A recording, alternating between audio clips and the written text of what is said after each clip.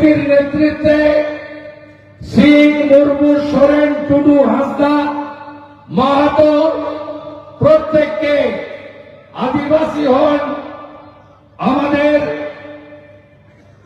কুর্মী মাহাতো হন, প্রত্যেককে ধরে ধরে নিয়ে যাওয়া হতো যে এরা সবাই মাওবাদী। এদেরকে নিয়ে গিয়ে এই কলাইকুণ্ডার কাছে একটি পুলিশের চেম্বারে হাত পা ঝুলিয়ে মাথা নিচের দিকে করে 3rd ডিগ্রি দেওয়া হতো।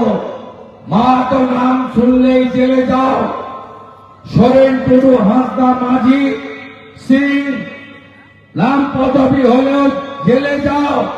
সেই অত্যাচার করতেন যিনি, মনোজ ভার্মা।